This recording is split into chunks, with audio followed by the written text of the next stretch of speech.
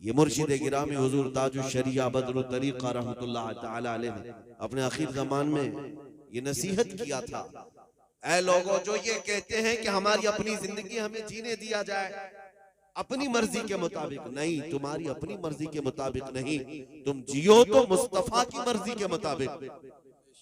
जिंदगी ये नहीं है किसी की किसी के लिए, जिंदगी है नबी की नबी के लिए। ना समझ मरते हैं जिंदगी के लिए, जीना मरना है सब कुछ नबी के लिए। और उनके दादा इमाम अहले सुन्नत फरमाते हैं, दहन में जुबान तुम्हारे लिए, बदन में है जान तुम्हारे लिए, हम आए यहाँ तुम्हारे लिए, उठे भी वहां, हाँ हमारे पास जो कुछ भी है या रसूल अल्लाह वो सब तुम्हारे लिए, हमारा अपना क्या। इसीलिए जिन लोगों को ये लगता है कि हम नामूस रिसालत की हिफाजत के लिए अगर किसी को आवाज देते हैं, कभी हमें आग में कूदने की जरूरत पड़े तो हम हिचकिचाते नहीं। अगर किसी को ये एतराज है कि ये खुदकुशी है तो उनको ये जवाबन हम अर्ज करते हैं, खुदकुशी उस वक्त होगी जब किसी लैला की मोहब्बत में मजनू जान दे रहा हो। दुनियावी मजाजी इश्क में कोई फांसी के फंदे पर लटक कर अपनी जान दे रहा हो। मेरे अजीजों, यहाँ मसला दुनियावी मजाजी इश्क और मोहब्बत का नहीं, यहाँ तो मसला ये है जान दी हुई उसी की थी, जान दी हुई उसी की थी। हक तो यह है कि हक अदा ना हुआ। नबी पाक सल्लल्लाहु तआला अलैहि वसल्लम की मोहब्बत में जो जान दी जाती है इसे खुदकुशी नहीं कहा जाता, बल्कि ये असले जिंदगी है। और हुजूर ताजुश शरिया रहमतुल्लाह ताला अलैह फरमाते हैं, तेरे दामने करम में जिसे नींद आ गई, या रसूल अल्लाह तेरे दामने करम में जिसे नींद आ गई है वो फना न होगी, उसे जिंदगी मिली। अल्लाहु अकबर,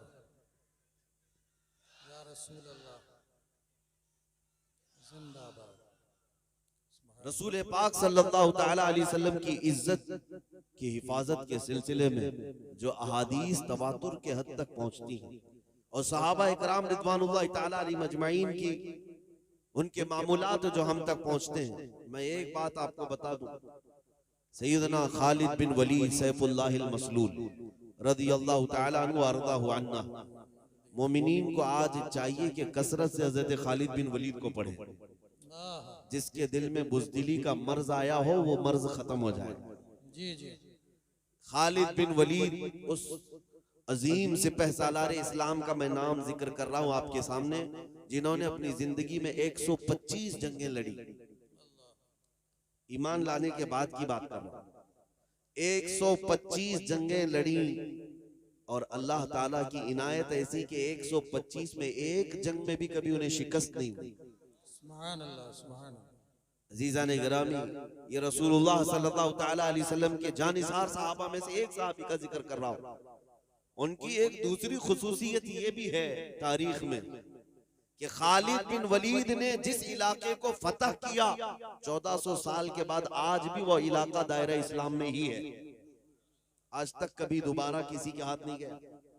125 जंगें लड़ी। आपका खुद का फरमान है, जंगे मौता में सिर्फ एक जंग में खालिद बिन वलीद के हाथ से 9 तलवारें टूटी, 9 तलवारें टूटी एक के बाद दीगरे, लेकिन न कभी पस्ती की तरफ आए न कभी अपने कदम को पीछे किया। 9 तलवारें टूटने का मतलब समझते हैं आप? उनकी एक तलवार 35 किलो की होती थी। हाँ, हजरत खालिद बिन वलीद रज़ियल्लाहु ताला, और उनका जो ढाल पकड़ने का है वो भी 25 किलो का। ये दोनों हाथों से पकड़, और जिंदगी उनकी जब इख्तिताम पर आई, आपने फरमाया मेरे पूरे बदन पर एक बालिश्त जगह भी बाकी नहीं जहां तीर या नेज़े का जख्म ना हो।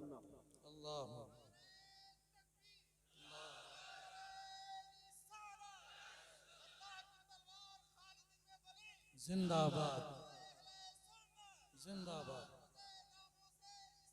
जिंदाबाद, जिंदाबाद, जिंदाबाद, जिंदाबाद। सैयदना खालिद बिन वलीद रज़ियल्लाहु ताला अन्हु का जिक्र हम बड़े अदब से करते हैं। सुनिए मेरे अजीजों, 125 जंगें, उसमें किसी में शिकस्त नहीं और पूरे जिस्म पर जख्म इतने कि एक बालिश बराबर जगह भी कहीं बाकी नहीं है। लेकिन आपकी तारीख लिखने वालों ने लिखा है कि सैयदना खालिद बिन वलीद जहां जाते थे सफों की सफे दरहम बरहम करते थे, अल्लाह और वो बदले जलील जब मैदान जंग में उतरता था तो अच्छे अच्छों के परखचे उड़ा देता। लेकिन एक जंग का मामला ऐसा भी आया खालिद बिन वलीद के साथ कि आप ऐन लड़ाई के वक्त मौजूद थे और कुफार और मुशरिकीन के नरगे में आ गए। कई लोग तलवारें उठाए आपके सामने आए और लड़ाई के दौरान अचानक आपका अमामा गिर गया, सर पर बंधा हुआ अमामा गिर गया। अरे जंग की हालत है, तलवारें ऊपर सोती गई हैं, लेकिन खालिद बिन वलीद ने तलवारों की तरफ नहीं देखा, अमामे की तरफ देखा। वो उठाने के लिए आगे बढ़ गए, वो उठाने के लिए आगे बढ़ गए, उठाया। इतनी देर में तो कई लोग गर्दनों पर तलवारें चला देते, अगर नजर चुकी तो जान गई जंग का हाल ये होता है। 4-5 बड़े पहलवान जो सर पर तलवार लेकर के खड़े हैं, ऐसे मौके पर खालिद बिन वलीद अमामे के पीछे लगे। ये जंग के उसूलों में से नहीं होता, एक फौजी के तौर तरीके नहीं होते, एक सिपाही के कारनामे ऐसे नहीं होते। वो सारे लोग सहम गए, जो करीब खड़े थे उन्होंने तलवारें नीचे कर ली और पूछा, क्या तुम ही वो खालिद बिन वलीद हो जिसका चर्चा हर जगह पर हमने सुना है? क्या तुम ही वो खालिद बिन वलीद बतले जलील हो, मुसलमानों के सिपह सालार हो? कहा हाँ मैं खालिद बिन वलीद हूँ। उन काफिरों ने कहा कि हमने ऐसी हरकत तुमसे आज देखी जो एक छोटा फौजी भी नहीं कर सकता।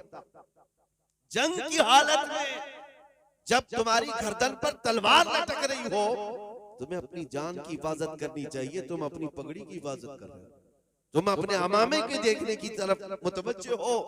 सैयदना खालिद बिन वलीद ने उस वक्त जो जवाब दिया वो हमारा उन्वान है।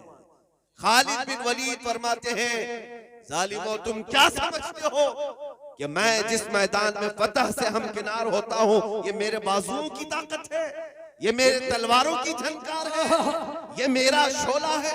हरगिज नहीं, बल्कि मैंने उस अमामे की हिफाजत की कोशिश इसलिए की कि उस अमामे में मेरे रसूलुल्लाह के 3 मोए मुबारक रखे हुए हैं, सुभान अल्लाह सुभान अल्लाह, हुजूर के मोए मुबारक रखे हैं। और मेरा ये विजदान कहता है कि जब तक मेरे सर पर वो अमामा होता है अल्लाह मुझे हर जगह फतह व कामरानी अता करता है। सुभान अल्लाह सुभान अल्लाह। नारे तकबीर, नारे रिसालत, उलमाए अहले सुन्नत हजरत मुफ्ती सलमान साहब किबला, नारे तकबीर।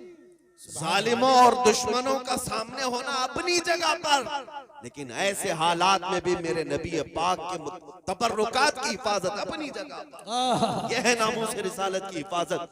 ऐन जंग के वक्त भी सैयदना खालिद बिन वलीद मेरे मुस्तफा के चंद मुए मुबारका को जमीन पर गिरने नहीं देना चाहते। तभी तो वो सहाबा इकराम के मुतालिक कुरान की आयतें आई, रज़ियल्लाहु अन्हुम, अल्लाह उनसे राज़ी।